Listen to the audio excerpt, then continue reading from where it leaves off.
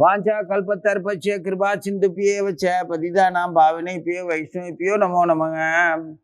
வாசுதேவ சுதம் தேவம் கம்சச்சானூரமர்தனம் தேவகி பரமானந்தம் கிருஷ்ணம் வந்தே ஜெகத்குரு.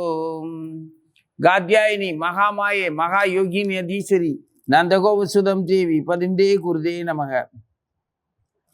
ஸ்ரீமத் பகவத்கீதை 8வது அத்தியாயத்தில் 20-21வது ஸ்லோகங்கள். அந்த அவ்யக்தத்தை காட்டிலும் உயர்ந்ததும் விளங்காததுமான மற்றொரு வஸ்து நிலையாக இருப்பது யாதொன்று உண்டோ, எது சகல பூதங்களுக்கும் அழியும் பொழுதும் அழிவதில்லையோ, எது அவ்யக்தம் அக்ஷரம் என்றும் கூறப்படுகின்றதோ அதை உயர்ந்த கதி என்று வேதம் அறிந்தவர்கள் சொல்லுகின்றார்கள். எந்த இடத்தை அடைந்த பின் திரும்பி வருவதென்பது இல்லையோ அது என்னுடைய ஸ்தானமான பரமபதமே. கிருஷ்ணர் அர்ஜுனன்கிட்ட இதுவரைக்கும் கொஞ்சம் கொஞ்சமாக சொல்லிட்டு வந்தார். ஒவ்வொன்றா எப்படி இருந்தால் அழியாத அந்த பரமபதத்தை பரம புருஷனை அடையலாம். நிலைத்த தன்மையினுடைய நிலையான தன்மையை, நிலையான ஆத்மா தற்காலிகமான இடத்துல இருக்கிறதுனால, நிலையானதை புரிஞ்சிக்காம இருக்கிறதுனால உன்னுடைய நிலையும் நீ அடைய வேண்டிய நிலையும் அந்த நிலைத்த தன்மையைத்தான் நீ அடையணும் அப்படிங்கிறது பகவானுடைய நோக்கம். ஜீவன்களுடைய வழிகாட்டுதல், ஜீவன்களுக்கு வழிகாட்டுதலா பகவான் அப்படித்தான் பிரியப்படுறார். ஜீவன் தற்காலிகமான சுழற்சியில தன்னைத்தானே பல வகையான இன்னல்களுக்கு ஆளாக்கிக்க வேண்டாம்ங்கிறது அவருடைய விருப்பம். அவ்வளவு இன்னல்களுக்கு இடையிலையும் அவர் அந்த ஜீவனுடைய தவறான செயல்களால தன்னைத்தானே துயரப்படுத்திக்கிட்டு இருக்கிற அந்த தவறான செயல்களுக்கு, துன்பங்களுக்கு இடையில அவனுக்கு கொஞ்சம் நிழல் தர்ற மாதிரி, சுகம் தர்ற மாதிரியான உதவிகளையும் அப்பப்ப செஞ்சு வச்சிருக்கிறார். நீண்ட நெடுவழி பயணம், வெட்ட வழி, பொட்டல், வெயில் கொளுத்துது, அங்கங்க தண்ணீர் பந்தல் வச்சிருக்கிறாங்க அப்படின்னா அது எந்த மாதிரியான சிந்தனையில அந்த செயலை செஞ்சிருப்பாங்க? ஒரு பிரியத்துல தானே செஞ்சிருப்பாங்க. அதனால ஜீவனுடைய மொத்த பாதையும் ரொம்ப சுயநலமாகவும், தன்னையும் தெரியாம, தன்னை போன்ற உயிர்களையும் தெரியாம, தன்னை போன்ற உயிர்களையும் தெரியாமன்னா என்ன அர்த்தம்?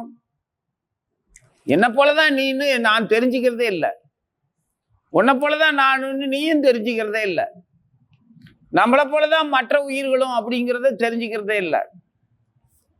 அது தெரிஞ்சிட்டா இன்னைக்கு இப்போ நானா இருக்கிற நானு எதுவாக ஆகலாம் அப்படின்னு நாமளே நம்மளை பத்தி தெரிஞ்சிருக்கலாம்.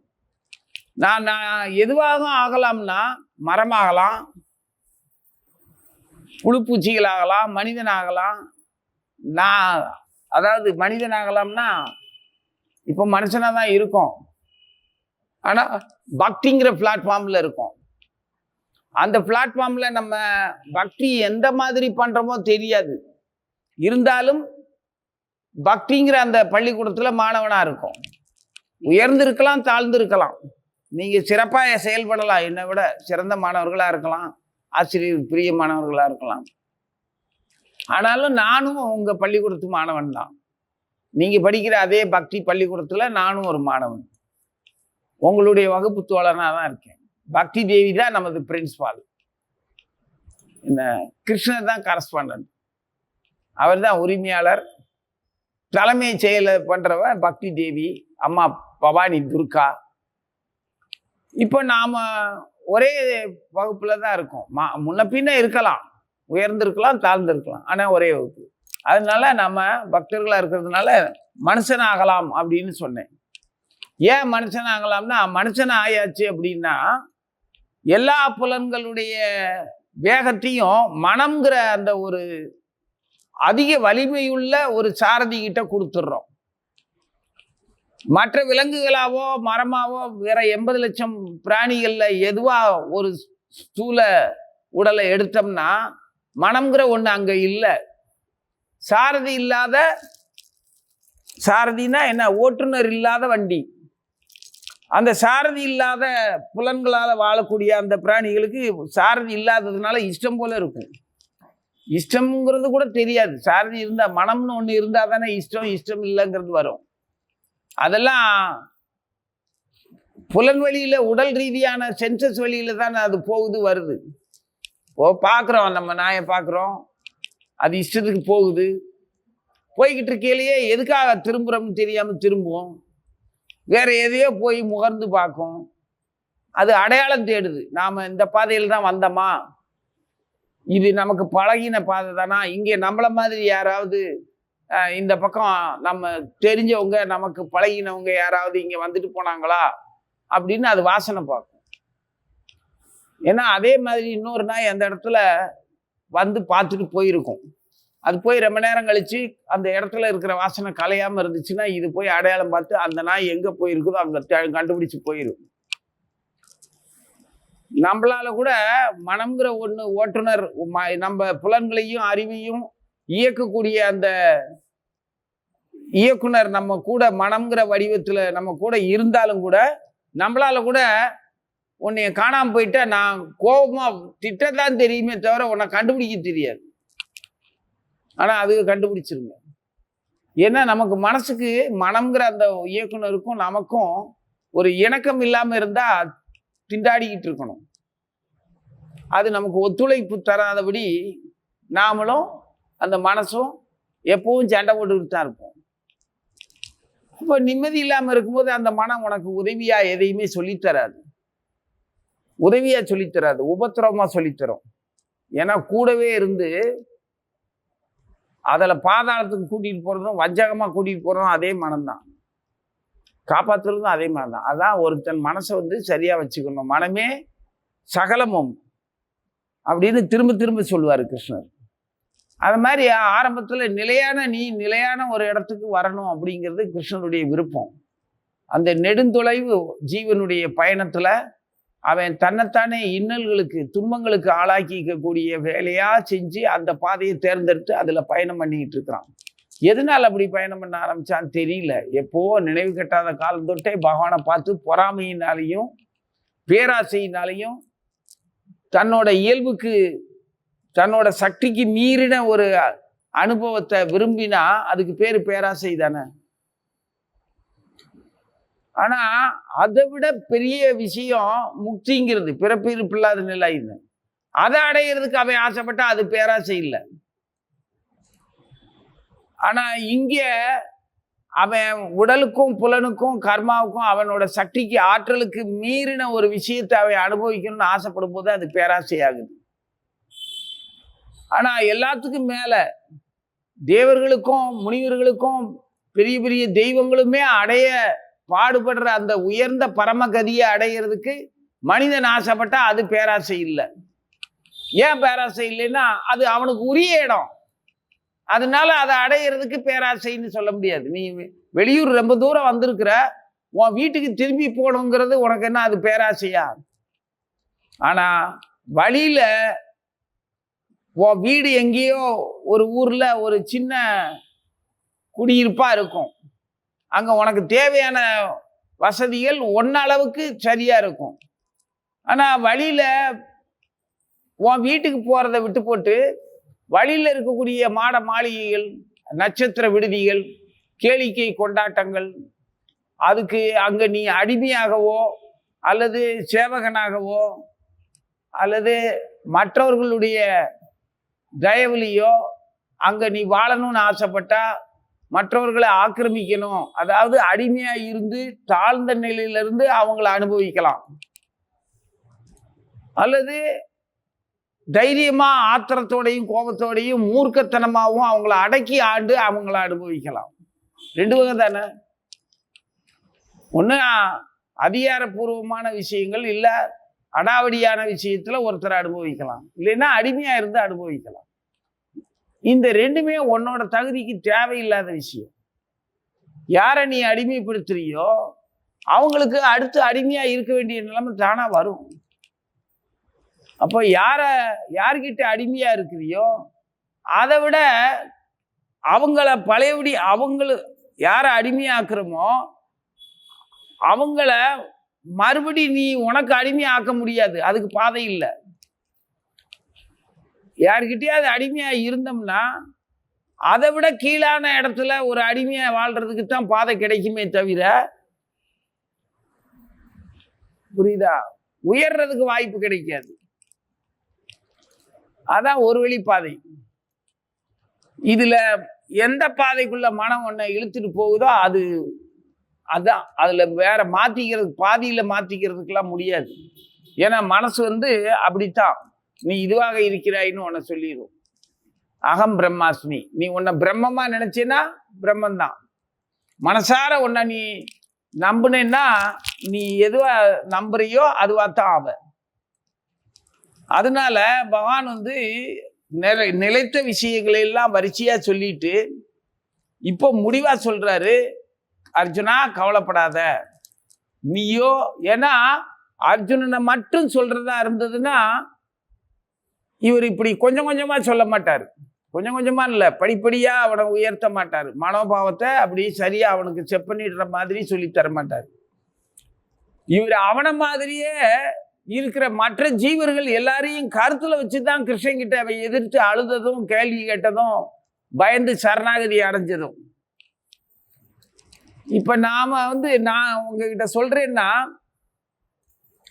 நான் வேற சம்பந்தம் இல்லாத யாரையும் நினைச்சு அர்ஜுனனை போல பரந்த மனசோட விசாலமான நோக்கத்தோட எதிரிகளை கூட மன்னிக்கிற மாதிரி அவங்களுக்கு பரிவு காட்டுற மாதிரி எல்லாம் யோசிச்சு இப்ப பேசல.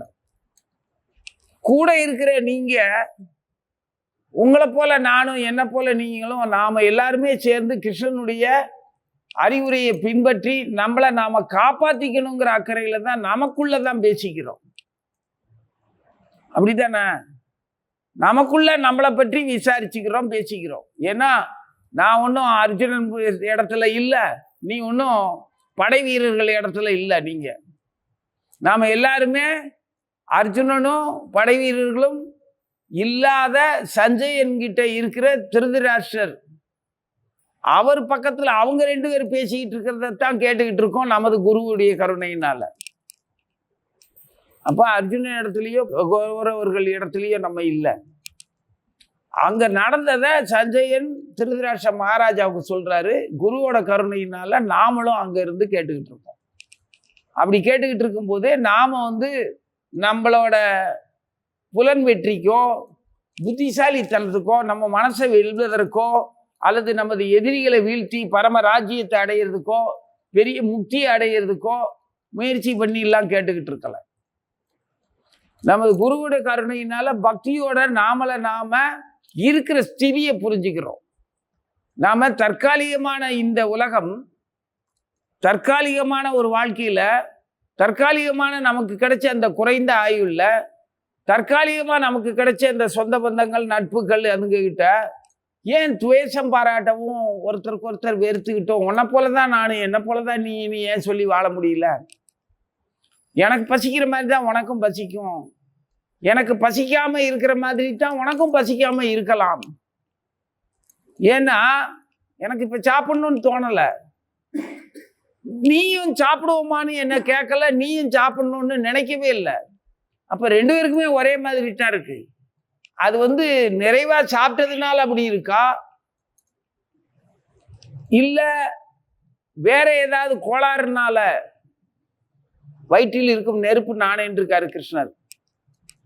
அந்த ஜீரண சக்தி கிருஷ்ணராகிய அந்த ஆற்றல், கிருஷ்ணர் வழங்கிய அந்த ஆற்றல் நம்மளை பக்குவமடைய செய்யறதுக்காக நம்ம வயிற்றுக்கு அனுப்புற அந்த உணவு எல்லாத்தையுமே ஊட்டமாகவும் ஊக்கமாகவும் சரியாகவும் ஆளாக்கக்கூடிய ஒரு சக்தியை கொடுத்துருக்கிறாருல. அந்த சக்தி, பகவானுடைய அந்த சக்தி நமக்கு வேலை செய்யலையா? அதனால இப்படி இருக்கா? இல்ல திருப்தியா உணவு வேண்டியதை அனுப்பி வச்சுட்டோம் வயிற்றுக்கு, அதனால நம்ம நிம்மதியா இருக்கிறோமா அப்படின்னு தெரியாது. ஆனா 2 பேருக்குமே தேவையில்லாம அமைதியா இருக்கிறோம். அப்போ 2 பேருக்குமே பசிக்கணும் ஒழுங்கா, 2 பேருக்குமே உணவு தேவை இருக்கணும், 2 பேருக்குமே உறக்கம்ங்கிற தேவை ஒண்ணா இருக்கணும், எல்லாருக்குமே பரஸ்பரம் சரியா தான் இருக்கணும். அப்படி இருந்துச்சுன்னா நம்ம எல்லாருமே ஒருத்தர் ஒரே மாதிரி இருக்கிறத சேர்ந்து அனுபவிக்கிறதுக்கு வசதியாக இருக்கும். ஒருத்தருக்கு தூக்கம் வருது, ஒருத்தருக்கு சாப்பிடணும் போல இருக்குது, ஒருத்தருக்கு வெளியே போகணும் போல இருக்குது, ஒருத்தருக்கு உல்லாசமாக ஊர் உலகம்லாம் அப்படி பாடி ஆடி விளையாண்டணும் போல இருக்குது.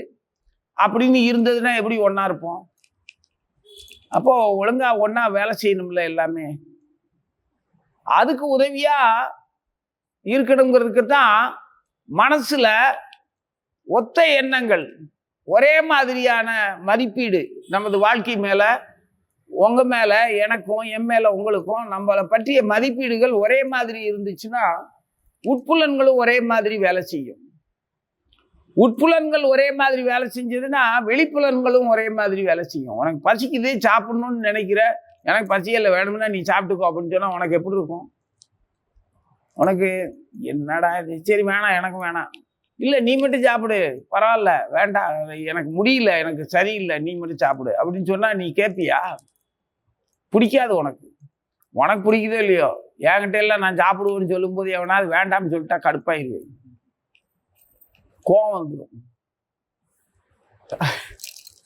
அப்போ அது எப்படி எனக்கு பசிக்குது உனக்கு வேண்டாம்னு சொல்ற, எனக்காக பதில் சரி சாப்பிடுவோன்னு சொல்லிட்டு வந்துட்டு எனக்கு கொஞ்சம் போதும் நீ சாப்பிடு அப்படின்னு அங்கனக்குள்ளே ஏதாவது மாற்றினா கூட அப்புறம் எதுக்கு வந்த அப்படின்னு அங்கேயும் சண்டை போட தான் செய்வேன். வேண்டாம்னா வேணாம்னு சொல்லியிருக்க வேண்டியதானே, இந்த ஒத்த இட்லியை சாப்பிட்றதுக்கா நீங்கள் வந்த அப்படின்னு சத்தம் போடுவேன். ஆனாலும் நான் சாப்பிட்ருவேன் நல்லா. அப்போது ஒருத்தர் மனசை ஒருத்தர் ஒன்று புரிஞ்சுக்கணும், இல்லாட்டி சமமாக இருக்கணும். சரியாக புரிஞ்சுக்கணும், இல்லைன்னா சரியான சமத்திலேயே இருந்துடணும். புரிஞ்சுக்கிறதும் இல்லை, ஏம்பாடு எனக்கு ஓம்பாடு எனக்கு உனக்கு அப்படின்னு ஒட்டுதலே இல்லாமல் ஒருத்தர் மனசை பிச்சு பிச்சு குணத்துக்கு கொஞ்சம், அறிவுக்கு கொஞ்சம், வியாதிக்கு கொஞ்சம், கர்மாவுக்கு கொஞ்சம் அப்படின்னு மனசை கந்தலாக்கி வச்சிருந்தோம்னா, உனக்கு உன்னை பார்க்க கந்தலா நீ இருந்தேன்னா அந்த மனசோட கந்தலான விஷயம் அகம் கிழிஞ்சி கந்தலா பொத்தலா இருந்துச்சுன்னா அப்புறம் முகம் எப்படி இருக்கும், அதாவது பார்வை எப்படி இருக்கும், புலனை எப்படி இருக்கும், பார்த்தாலே பிடிக்காது. அப்படித்தானே கந்தலாயிடுறோம். அப்படி எதுக்கு கந்தலா நம்மளை நாமளே கிழிச்சு கந்தலாக்கி தோரணம் கட்டி அசிங்கமாக்கிக்கணும்? நல்ல துணியை உடுத்த விரும்புறீல்ல, அப்போ மனசை காயம் இல்லாம கந்தல் இல்லாம நல்லா சுகமா சரியா வச்சுக்கிட்டு இருக்கணும்ல. சரியா வச்சுக்கிறதுன்னா என்ன அர்த்தம்? ஒருத்தர் புரிஞ்சுக்கிறது, தன்னிலையும் தெரிஞ்சுக்க வேண்டியது தானே. இந்த இதுல பல்வேறு காரணங்களால எப்போவோ நம்ம கடவுள்கிட்டையும் குருகிட்டையும் பொறாமப்பட்டு எதிரியா நினைச்சு, இல்லை விரக்தியா நினைச்சு, இல்லை வெறுமையா நினைச்சு ஏதோ ஒரு வகையில பல அபராதங்களை பண்ணித்தான் இப்படி நாசமா போய் நாறிக்கிட்டு இருக்கோம். இதுல இவ்வளவு இன்னல்களுக்கு இடையில பகவான் சின்ன சின்ன புலன்களுக்கு தேவையான இறைகளை கொடுத்து கொஞ்சம் ஆறுதல் படுத்தி ஆசுவாசப்படுத்தி அப்பப்போ கொஞ்சம் சந்தோஷத்தை, சின்ன சந்தோஷத்தை எப்படி வரும்? நல்ல பாசம் இருந்ததுன்னா நம்ம குழந்தைங்க விளையாடுறத பார்த்து மகிழ்ச்சி வரும், குழந்தை அறிவா பேசுறத பார்த்து மகிழ்ச்சி வரும்ல. அந்த மாதிரி ஏதாவது ஒன்று செய்யணும்னு நினைக்கிறோம், வீட்டில் அவங்களும் அதுக்கு இணங்கிட்டாங்க அப்படின்னா அதுக்கு ஒரு மகிழ்ச்சி வரும். இப்படி சின்ன சந்தோஷங்கள் அது பாசம் இருந்தால் தான் வரும். பாசம்ங்கிறது என்னது? பந்தத்திலிருந்து வர்ற பாசத்தை நான் சொல்லலை. பாசம்ங்கிறது எனக்கும் உங்களுக்கும் பந்தமே இல்லை. ஆனால் அன்பு பாசம் இருக்கிறதுனால ஒருத்தர் பார்க்கணும், நினைக்கணும், என்ன வரல அவங்கக்கிட்ட பேசணுமே அப்படின்னு ஒரு சந்தோஷம், மகிழ்ச்சி தேடுது மனசு. தேடுதா? அப்படி தேடுறதுல சரி வர முடியல அப்படின்னா சரி ஏதோ அவங்க ஏன் வரலன்னு கூட கேட்குற அளவுக்கு கோபம் கிடையாது. ஏன் வரலன்னு கேட்டாலே அது ஒரு திமிரு தான். அப்படியும் கேட்கறதுக்கு இல்லாம தெரிஞ்சுக்கிறது, சரி இந்த மாதிரி இந்த சூழ்நிலையா இருக்கும், நம்ம நினைச்சுக்கிட்டு இருக்கிற மாதிரி அவங்க நினைச்சிட்டு இருப்பாங்க அப்படின்னு இருந்தா தான் அது உண்மையிலேயே பாசம். அதைத்தான் பாசம்னு சொல்றது. வெறும் ஜட ரீதியான ஒருத்தருக்கு, புலன் ரீதியான ஒருத்தருக்கு உதவியா இருக்கிறத போய் பாசம்னு போய் சொல்லி ஏமாத்திக்க கூடாது. அப்படி ஏமாறுறது கிடையாது. நானும் யாரையும் ஏமாத்துறது இல்லை. உண்மையிலேயே மனசுல அந்த மாதிரியான புலனுக்கு அப்பாற்பட்டு, ஜட உணர்வுகளுக்கு அப்பாற்பட்டு ஒரு உண்மையிலேயே ஆத்மார்த்தமான மனசான ஒரு மனசுக்கு இணக்கம் இருந்தால் தான் அந்த மகிழ்ச்சியை மட்டும்தான் நான் பாசம்னு சொல்லுவேன். அதைத்தான் அன்புன்னு சொல்லுவேன். ஆனால் உடல் ரீதியாக ஜட ரீதியாக கொடுக்கல் வாங்கல் இந்த புலனுக்கு புலன் உதவியாக இருக்கிறதெல்லாம் அன்புன்னு சொல்ல மாட்டேன். அது பரஸ்பரம் கர்மா, ஒருத்தர் அடிமைப்படுத்திக்கிற கர்மா. அது விளங்காது. அது மேலும் மேலும் சிக்கலைத்தான் தரும். தவளைக்கும் எலிக்கும் கல்யாணம் பண்ணால் எப்படி இருக்கும்? ரெண்டுக்கும் காலை கட்டி விட்டோம்னா தவளை எங்கிட்டு இழுக்கும்? இப்போ தண்ணியும் இல்லை தவளைக்கு. எலி ஒரு பக்கம் இழுக்கும், தவளை ஒரு பக்கம் இழுக்கும்னு சொல்லுவாங்கல்ல. ரெண்டு வாழ்க்கை முறை வேற இல்லை படைப்பு படி. அது தவளை தண்ணிலையும் வாழும் தண்ணிலையும் வாழும். இருந்தாலும் அதனுடைய இருப்பிடம்ங்கிறது சௌகரியமான வேற நீர்நிலைகள் தான். அந்த மாதிரி பகவான் இங்கே என்ன சொல்றாரு அர்ஜுனங்கிட்ட? அவ்வியக்தம். அந்த எந்த அவ்வியக்தத்தை காட்டிலும், அவ்வியக்தங்கிறது நம்மளை தோன்ற வைக்கிறதும் ஒடுங்க வைக்கிறதும். அந்த தோன்ற வைக்கிறதும் ஒடுங்க வைக்கிறதுமா அந்த இதை கண்டுபிடிச்சு பார்த்தோம்னா, பாகவதத்தில் சொல்லியிருக்கிறபடி பார்த்தா காரணக்கடல்ல பள்ளி கொண்டு இருக்கிற பெரும்பெருமாள் அவருக்குள்ளதான், விஷ்ணுக்குள்ளதான் எல்லாம் ஒடுங்குதுன்னு சொன்னாங்க. அப்போ அவ்வியக்தத்துக்கு மேல விஷ்ணு இருக்கிறாருன்னா கர்ப்போதக சாயி விஷ்ணு, காரணோதக சாயி விஷ்ணு. என்ன இப்படி காரணக்கடல்ல பள்ளி கொண்டிருக்கிறவரு அப்படிங்கிற அந்த விஷ்ணு மகாவிஷ்ணுக்குள்ளதான் யோகமாயா விஷ்ணு மாயா அவங்களுக்குள்ளதான் நாம ஒடுங்குறோம். அப்படின்னாலே அதுக்கும் மேலானன்னு ஒண்ணு சொல்றாரு. இப்போ நீ எதுக்குள்ள ஒடுங்குறியோ அதுக்கும் மேலானன்னு ஒண்ணு சொல்றாரு. அந்த அவ்வியக்தத்தை காட்டிலும் உயர்ந்ததுங்கிறாரு. அப்புறம் விளங்காததுங்கிறாரு. என்ன அது? புரியாததுங்கிறாரு. உன்னால அவ்வளவு சுலபமாலாம் புரிஞ்சிக்க முடியாது. நம்ம சிற்றறிவுக்கு இங்கிருந்து நிலாவை பார்க்கலாம், அந்த நிலவை பற்றிய தகவல்களை கேட்குறோம், இப்படித்தான் இருக்கும்னு. ஆனா என்ன புரியுது நமக்கு? நிலவோட தன்மையில அதனுடைய குளிர்ச்சி, அதனுடைய ஒளி எல்லாத்தையும் அனுபவிக்கிறோம். ஆனா அப்படி ஒன்றும் விளங்கிறாது. கண்ணுக்கு தெரிகிற இந்த சந்திரனே விளங்காததுன்னா புரிபடாததுன்னு சொல்றாரு. எதுவுமே தெளிவா விளங்க வேண்டாமா? அது இப்படித்தான் இருக்கும் அப்படின்னு. அது உனக்கு புரியாது. ஆனா உன்னோட புரிதலுக்கு மேலான உயர்ந்ததுங்கிறத தெளிவா சொல்றாரு. அவ்வியக்தத்தை காட்டிலும் உயர்ந்ததும் விளங்காத மற்றொரு வஸ்து நிலையாக இருப்பது யாதொன்று உண்டோ? அதைத்தான் சொல்றாரு. எங்க அவ்வியக்தத்துக்கும் மேலான ஒண்ணு இருக்கு இல்லையா? அந்த ஒண்ணு சகல பூதங்களும், இந்த ஜீவர்கள்ல இருந்து பிரபஞ்சத்துல இருக்கக்கூடிய சகல பூதங்களும்னா தண்ணி, காற்று, பூமி எல்லாமே மண்ணுருண்டதானே இது. இந்த மாதிரி நீர், இந்த பஞ்சபூதங்களும், அது கூட அந்த பஞ்சபூதத்துல வசிக்கக்கூடிய ஜீவர்களாகிய நம்ம பூதங்களும், நமது பூத உடல் தானே இது. மொத்தமே எல்லா சகல பூதங்களும்னு சொல்லிட்டாரு. இதே மாதிரி பல்வேறு உலகங்கள், அதுவும் அந்த ஒரே பூத கூட்டங்கள் தான். மொத்தமுமே உள்ள அடங்கு, அந்த அடங்கக்கூடியது. சகல பூதங்களும் அழியும் போது அது அழியாம இருக்குதுங்கிறார். எது? வியக்தத்துக்கு உயர்ந்தது. அவ்வளவு சுலபமா யாருக்கும் தெளிவா புரிஞ்சிடாது. அதே சமயத்துல இந்த பூத கூட்டங்கள் எல்லாம் அழியும் போது அழியாம நிலைத்து இருக்கக்கூடியது. புரியுதா? அப்படி ஒண்ணு. எது அவ்வியக்தம் அக்ஷரம் என்று கூறப்படுகின்றதோ அதேதான். எதுக்குள்ள ஒடுங்குதோ அந்த அவ்வியக்தம் அது அழியாது. இந்த பூத கூட்டங்கள்லாம் அழியும் போது அது அழியல இல்ல, அந்த அவ்வியக்தம் அதுதான் அக்ஷரம். அக்ஷரம்னா எழுத்தா, ஒலியா, மந்திரமா? அதுக்கு ஒரு வடிவம் இருக்குது, அது ஒரு விசாலமானது. அதோட அளவு என்ன ஏதாவது தெரியுமா? அக்ஷரம் அப்படின்றாரு. அதுதான் விளங்காததுன்னு முதலே சொல்லிட்டார். அந்த அக்ஷரம் என்றும் கூறப்படுகின்றதோ அவ்வியக்தம் அக்ஷரம், அதாவது அதுக்குள்ள மொத்த ஆற்றலும் இருக்குது. நமக்கு தெரிஞ்சு நம்மளால புரிஞ்சிக்க முடிஞ்சது அக்ஷரம் அப்படின்னா ஒலி வடிவம்தான், வரி வடிவம்தான். மொழியெல்லாம் அது யோசிக்க கூடாது, வெவ்வேறு மொழிகள்லாம் யோசிக்க கூடாது. அது சப்தம், சப்தத்துக்கான வடிவம். நீ எந்த மொழியில சொன்னாலும் ஓம் ஓம் தான், ஓம் தானே. ஓம்ங்கிறதுக்கே ஓம்கார கோயில் ஒன்று இருக்குது. நாங்கள் சென்னையில் இருக்கும்போது அங்கே அந்த கோயிலுக்கு போவோம். அங்கே ஓம்ங்கிற சப்தத்தை தவிர வேறு எதுவும் சுவாமி கிடையாது. அப்படி ஒரு கோயில் ஒருத்தர் அந்த ஓம் அதையே ரசித்து கட்டியிருக்கிறார் அந்த அந்த கோயில். அப்போ அதை உயர்ந்த கதின்னா என்ன அர்த்தம்? அடையத்தக்கது, அடைய வேண்டியது. அந்த அடைக்கலம்னு அங்கே போனால் நம்மளை வேண்டாம்னு விளக்காதது, அதுதான் கதி. நீயே கதின்னு நான் இருக்கிற பகவான்கிட்டன்னா, பகவான் நம்மளை நீயே கதின்னு அவன்கிட்ட சரணடைஞ்சோம்னா அவன் நம்மளை விளக்க மாட்டான். நம்மளை எவ்வளோ காலத்துக்கு இருக்கலாம்ங்கிற கணக்கு வழக்கெல்லாம் கிடையாது. அவனை தவிர வேற அடைக்கலம் கிடையாது அப்படின்னு எல்லாம் அர்த்தம். கதின்னா என்ன அர்த்தம்? அதுதான் சரணாகதி. கதின்னா அதுதான் கதி.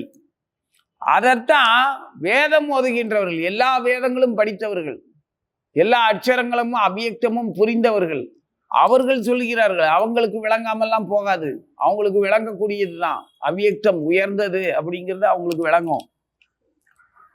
அந்த வேதம் அறிந்தவர்கள் எதை இந்த மாதிரி பாராட்டுறாங்களோ அந்த இடத்தை ஒரு ஜீவன் அடைந்து விட்டான் என்றால், இந்த பூத கொட்டங்களோட சேராம அப்படி ஒரு இடத்த அவ்வியக்தத்துக்குள்ள ஒடுங்காம, அவன் அவ்வியக்தத்துக்குள்ள ஒடுங்கக்கூடியதுக்கு ஒரு குறிப்பிட்ட காலம் இருக்குது. அது எவ்வளோ காலம்? பிரம்மாவுடைய ஒரு பகல் முழுவதும் முடிந்து இரவு வரும்போது தான் ஒடுங்குறாங்க. ஒரு பகல்ங்கிறது எவ்வளவு? 1000 யுகங்கள். அந்த 1000 யுகத்துல, அந்த 1000 யுகங்கள்ங்கிற அந்த ஒரு காலத்துக்குள்ள, ஒரு பகலுக்குள்ள, பிரம்மாவுடைய ஒரு பகலுக்குள்ள இந்த பூத கூட்டத்திலிருந்து தப்பி பிழைச்சி போய் அவ்வியக்தத்தை கடந்து அழியாத அந்த பரமபதத்தை அடையிறதுக்கு ஒரு ஜீவன் முயற்சி செஞ்சு அடைஞ்சிட்டான்னா, இந்த பூத கூட்டங்கள் கூடும்போது அதுக்கெல்லாம் அழியும் போது இவனும் அழியாம இருப்பான். அதுகளோட சேர்ந்து இருந்தா தானே அழியும். அப்போ அழிவற்ற நிலை அதான். அந்த இடத்தை அடைந்த பின் அவன் திரும்பி வருவது என்பது இல்லையோ, அந்த இடம் அப்படி அவன் அவ்வியக்தத்தை கடந்து இவன் பூத கூட்டங்களுக்கு கூட சேர்ந்து அவ்வியக்தத்துக்குள்ள, அதாவது ஒடுங்கக்கூடிய இடத்துக்குள்ள, விஷ்ணு தத்துவத்துக்குள்ள ஒடுங்காம அதையும் கடந்து அழிவற்ற அடைந்த இடத்தை ஒருத்தர் அடைஞ்சிட்டான்னா, அந்த இடம் அது எது தெரியுமா? அதான்டா நானுங்கிறாரு. இப்ப சொல்றாரு அது என்னுடைய இடம்ங்கிறாரு, என்னுடைய பரமபதம்ங்கிறாரு. இப்படியெல்லாம் சொன்னா அப்படியா, எங்க அதை காட்டு அப்படின்னு சொல்ல மாட்டான் அர்ஜுனன். இனிமே கேட்பான், இவ்வளவுமா நீ அப்படின்னு கேட்டு வியப்படைஞ்சு ஆற்றல்ல ஒரு சில பின்னப்பகுதியைத்தான் நான் உனக்கு சொல்லியிருக்கிறேன். இதுவே உனக்கு போதும். நீ இங்கே கடமையை செஞ்சேன்னா என்ன முழுசா தெரிஞ்சுக்கிறதுக்கான இடத்துக்கு நீ வந்துடுவ. இப்போ நான் ஜெகநாத் பூரி ஸ்தலத்தை பற்றி உங்களுக்கு விளக்கம் சொல்கிறேன். இப்படி இருக்கும், அப்படி இருக்கும், அந்த ஜெகநாதர் எப்படி இருப்பார், அங்கே எப்படி அவர் வந்தார் அப்படிங்கிற அந்த கோயிலில் நிர்வாகம் எப்படி இருக்குது, இன்னைக்கு உள்ள வசதிகள் எப்படி இருக்குது, தரிசனம் எல்லாத்தையும் சொல்லுவேன். அங்கே நம்ம மடத்தில் எப்படி இருக்குன்னு அதெல்லாம் விவரம் சொல்லிட்டு மிச்சத்தெல்லாம் வார்த்தையால் விளக்க முடியாது. நீ அங்கே வந்தேன்னா அந்த ஜெகநாதருக்கும் உனக்குமான சுக அனுபவம் நான் வார்த்தைகளால் சொல்ல முடியாத அளவுக்கு ஒரு பேரானந்தம் உங்களுக்கு கிடைக்கும். அது மாதிரி தான் கிருஷ்ணர். இப்போ சுருக்கமாக நான் உனக்கு சொன்னேன். நான் சொன்னதெல்லாம் உனக்கு சின்ன பகுதி தான், இன்னும் நிறையா இருக்குது. ஒரு சிலதை மட்டும்தான் சுட்டி காட்டினேன்னு சொல்கிறாரு கிருஷ்ணர். அப்போ அதை கொஞ்சம் காட்டு, எனக்கு பார்க்க சக்தி இருந்தா, எனக்கு அந்த தகுதி இருந்துச்சுன்னா நீ காட்டு, உனக்கு விருப்பம் இருந்தா காட்டு அப்படின்னு இனிமே கேட்பான். அதுக்கு தகுந்த மாதிரி இப்போ இவர் இந்த சொல்ல சொல்ல அவனுக்கு அவ்வளவு வியப்பும் அதை புரியவும் செய்யுது. அதே மாதிரி நமக்கும் வாழ்க்கையில இந்த பூத கூட்டங்கள்ல இருந்து எவ்வளவு காலமா, பிரம்மாவை விட அதிக காலம்னு நான் சொல்லிக்கிட்டே இருக்கிறேன். ஏன்னா எத்தனையோ பகல்களையும் எத்தனையோ இரவுகளையும் இந்த பூத கூட்டங்களோடையே அழியவும் ஒடுங்கவும் வெளியே வரவும் இப்படியே தான் சொல்லிக்கிட்டு இருக்கோம். ஒருத்தர் ஏமாத்திக்கிட்டு, ஒருத்தர் அனுபவிச்சுக்கிட்டு, ஒருத்தருக்கு ஒருத்தர் அடிமையா இருந்துக்கிட்டு எதுவாகவும் ஆகலாம்ல. அடுத்து உன் வீட்டில் நாயா பிறந்தேனாலும் நீ நாய்கிட்ட பாசமா இருப்ப, அது நான் தான் உனக்கு எப்படி தெரியும்? எதுக்கு இந்த நாய்கிட்ட எந்த நாயை பார்த்தாலும் எனக்கு பிடிக்காது, இந்த நாயை பார்த்தா பிடிக்குதுன்னா இந்த நாய் போன ஜென்மத்தில் நம்ம கூட இருந்துச்சுங்கிறது உனக்கு எப்படி தெரியும்? அந்த மாதிரி இனம் புரியாத ஒரு சுழற்சியில் சுற்றிக்கிட்டு திரிஞ்சோம்னா விட்டுட்டு பரமபதத்தை அடையணும் அப்படிங்கிறது தான் இது. பரமபதத்தை அடையணும் அப்படிங்கிறது பூதக்கூடத்தை விட்டுட்டு வெளியில் வர்றதுக்கு இந்த ஒரு பகலுக்குள்ளே நம்ம முயற்சி செஞ்சிடணும். எந்த பகல்? நமது பகல் இல்லை, பிரம்மாவுடைய பகலுக்குள்ள. பிரம்மாவுக்கு இப்போ பகலா இரவான்னு எப்படி தெரிஞ்சுக்கிறது அப்படின்னா, பகலாத்தான் இருக்கணும், பகலாத்தான் இருந்தாகணும். ஏன்னா நம்மளை படைச்சு உலாவ விட்டுருக்கானே, அவன் என்ன தூங்கிக்கிட்டா இருக்கான்? இரவா இருந்தா தான் அவனுக்குள்ள ஒடுங்கி இருப்போமே. யுகம் மொத்தமே பிரபஞ்சம் முழுவதுமே ஒடுங்கி இருக்குமே. இப்போ பிரபஞ்சம் முழுவதும் அலாட்டா இயங்கிக்கிட்டுல இருக்கு. அப்போ இது பிரம்மாவுடைய பகல் தானே. ஆனால் பிரம்மாவுக்குன்னு இந்த பகல் எவ்வளோ நேரம் இருக்கும்னாலும் தெரியாது. தெரிஞ்சுக்கலாம் முயற்சி பண்ணினா, அதுக்குள்ள காலம் கடந்துரும். அதுக்கு அந்த கணக்கு வழக்க தெரிஞ்சுக்கிட்டு நம்ம என்ன பிரம்மா பதவிக்கு போக போறோமா? தேவையில்லாத வேலை. டக்குன்னு பிரம்மா பகலுக்குள்ள நீ ராத்திரி நீ தூங்க போறதுக்குள்ள நான் அந்த பூதக்கூடத்தை விட்டு ஒன்னையை விட்டு நான் எஸ்கேப் ஆயிடுறேன் பாருன்னு ஓடி போயிடணும் இல்லையா? அதுக்கு தான் நமக்கு குரு கிடைச்சிட்டாரு, மகாபிரபு கிடைச்சிட்டாரு, எல்லா நல்ல வழியும் பாக்கியமும் கிடைக்குது. யாராருக்கு கிடைக்குது நினைச்சு பார்த்தீங்கன்னா, நமக்கு கிடைச்ச அதிர்ஷ்டத்தை, பேரதிர்ஷ்டத்தை அதிர்ஷ்டம்னு கூட சொல்ல முடியாது. பகவான் வழங்கின பெரும் வரம்னு தான் சொல்லணும். ஏன்னா சொந்தமே இல்லாத சொந்தங்கள்ல எல்லாமே நமக்கு சொந்தமா இருந்துகிட்டே இருக்குது பக்தி பண்றதுக்கு.